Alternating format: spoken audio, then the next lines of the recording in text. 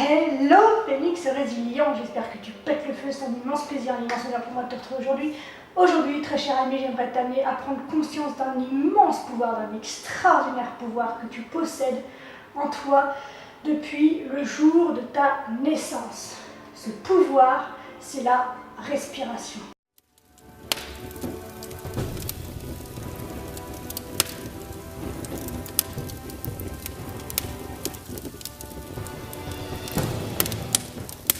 On a l'impression que respirer c'est super simple, que ça coule de source, que ça va de soi et qu'on respire tous de manière convenable. Eh bien c'est faux. Il se trouve que moins de 50% de la population est capable de respirer convenablement. Convenablement, ça veut dire utiliser toutes les capacités pulmonaires dont nous disposons. Et il faut savoir qu'aujourd'hui, donc, les 60% de la population qui respire mal utilisent 30% de leur capacité respiratoire car ils utilisent une respiration dite thoracique, c'est-à-dire qui se situe dans la partie haute des poumons et qui respire qu'au niveau de l'ouverture du diaphragme. Il y a même des gens qui se contentent d'une respiration dite claviculaire, c'est-à-dire comme quand on est en hyperventilation. On respire vite comme ça, il n'y a rien qui se remplit, le cerveau ne comprend plus rien parce qu'il est sous-oxygéné et ça devient le bazar.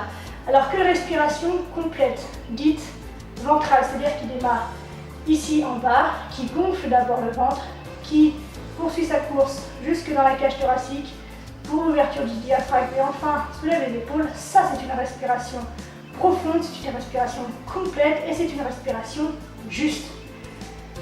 Donc ça c'est la base. Déjà, si tu arrives à respirationner, elle est bonne celle-là. Bref, si tu arrives à respirer de cette manière-là, déjà tu vas comprendre à quel point respirer est important et tu verras comme tu te sens bien. Juste fais l'essai là d'un coup, ferme les yeux, tu te poses, mets ta main sur ton ventre, ça peut aider en général de sentir le mouvement. Juste tu gonfles ton ventre dans l'inspiration, puis ensuite c'est cage thoracique qui se lève et enfin les épaules. Puis tu relâches tout dans une expiration plus longue que l'inspiration. Et si tu veux pousser un peu l'effet de cette expiration longue, tu peux te dire en toi le mot Ka.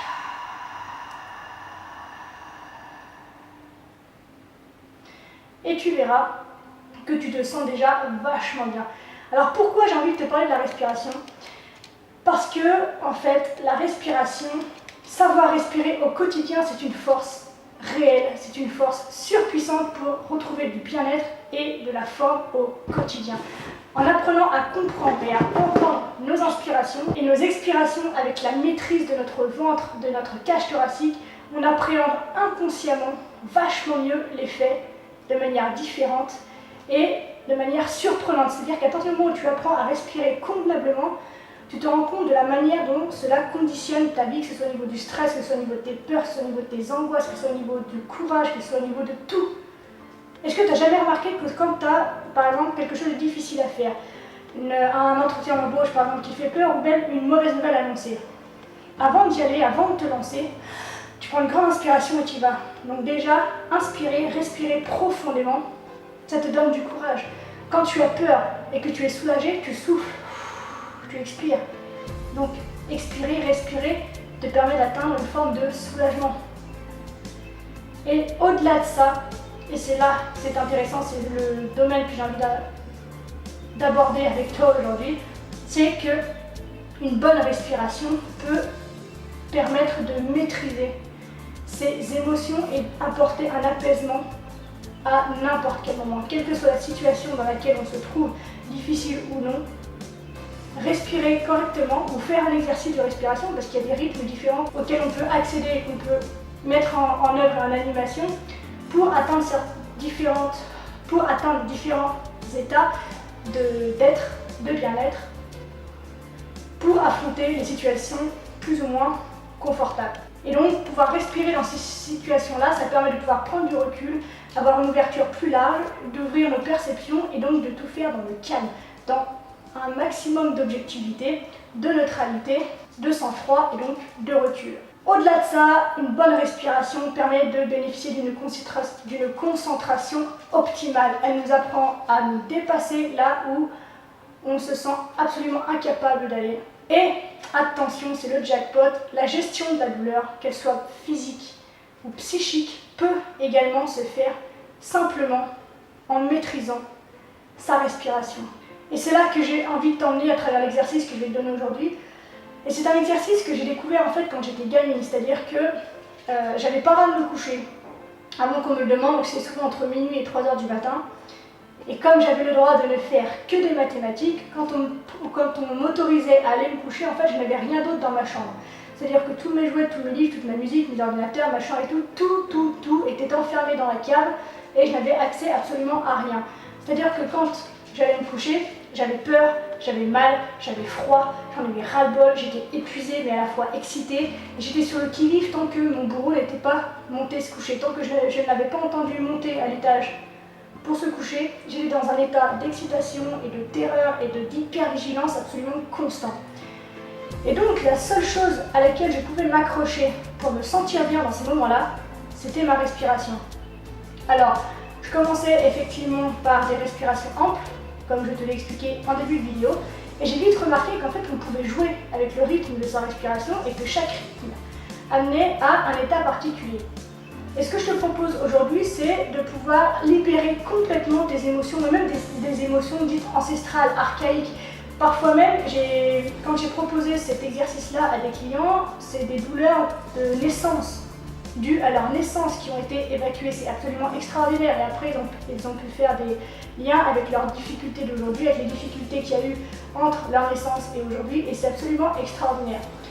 Pour ceux qui auront envie de creuser, j'ai découvert il n'y a pas très longtemps que ça ressemble un petit peu à ce qu'on appelle la rebirth therapy, donc une thérapie respiratoire, donc due à la renaissance. Ça c'est pour ceux qui ont envie d'aller voir plus loin.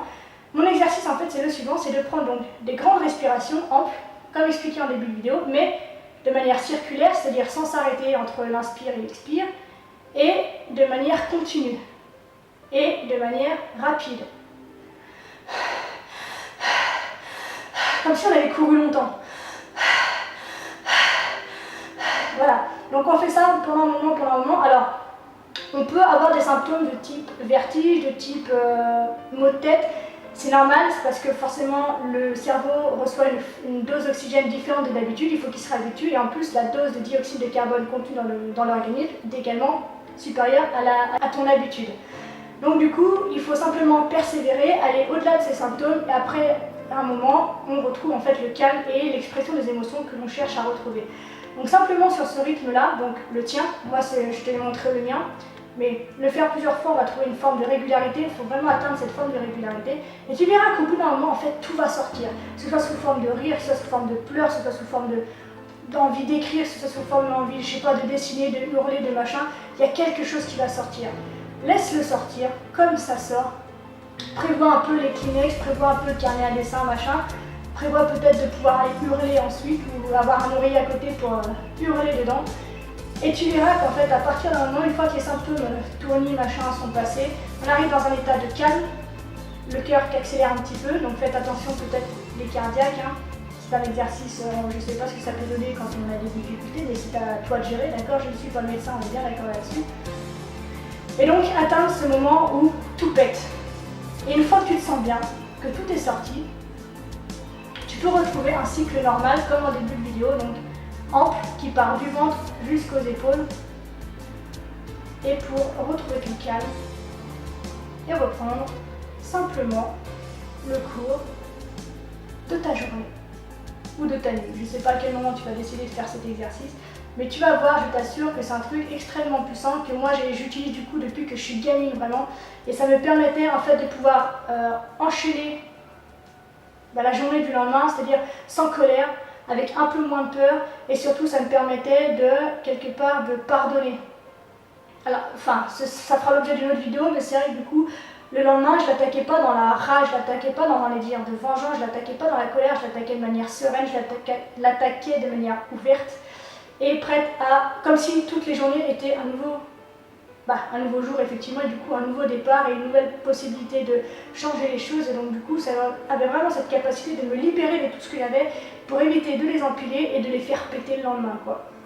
Donc essaye, dis-moi ce que tu en penses en commentaire comme d'habitude, n'hésite pas à interagir avec moi pour me dire ce que cet exercice a généré chez toi, si tu as d'autres exercices, rythmes respiratoires comme ça qui t'ont permis, je sais pas, de dépasser certaines peurs, de dépasser certaines souffrances, de dépasser certaines culpabilités, de dépasser certaines hontes, de dépasser ce que tu veux, tout ce que ça t'a permis de faire, n'hésite pas à le partager, à l'échanger afin qu'un maximum de monde puisse en profiter et avancer dans sa vie, dépasser ses douleurs et aller vers les objectifs et la vie qui leur convient.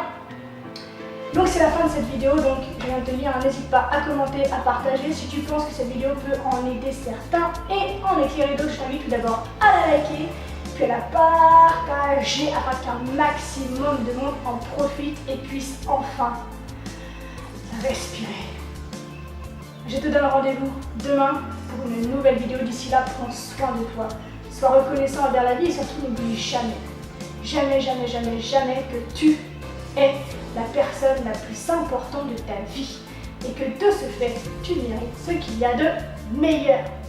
Je te souhaite une extraordinaire journée, magnifique journée, pleine de respiration, d'inspiration, de soupir, d'expiration, de bonheur, de joie de vivre et je te dis à demain, salut!